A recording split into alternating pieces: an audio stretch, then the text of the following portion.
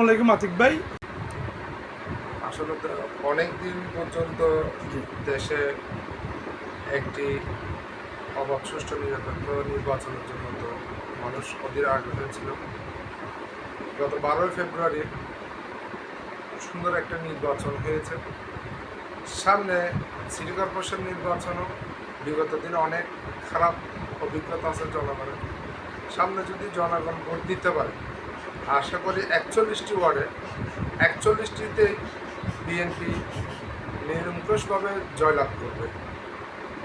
যে আপনারা কোন ধরনের, আপনাদের 33 নম্বর ওয়ার্ড ফিরিঙ্গি বাজারে কোন ধরনের কাউন্সিলর আপনারা জানেন? আসলে কমিশনার যে কাউন্সিলর তো আসলে কোনো এমপি, মন্ত্রী কিংবা মেয়র না। জি, উনি এলাকার ওয়ার্ডের সার্বিক উন্নয়নের জন্য মেয়র মহোদয় থেকে কিছু নিয়ে আসেন।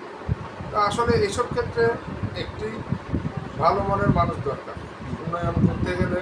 যে আমাদের এলাকায় সবচেয়ে বেশি যে সমস্যাটা হলো আপনার মাদক, কিশোর গ্যাং।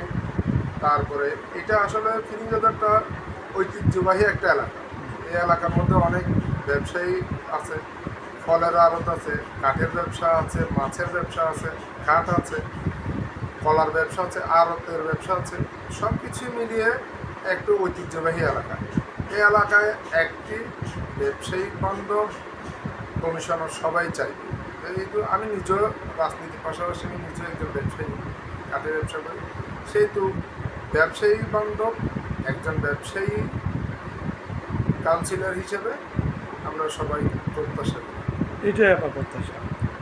ধন্যবাদ। আপনার পরিচয়টা একটু কাইন্ডলি দিয়ে দেন। আমি মোহাম্মদ আতিকুর রহমান, 33 নং ফিরিঙ্গি ওয়ার্ড ছাত্রদলের সাবেক সিনিয়র সহসভাপতি। ধন্যবাদ আপনাকে।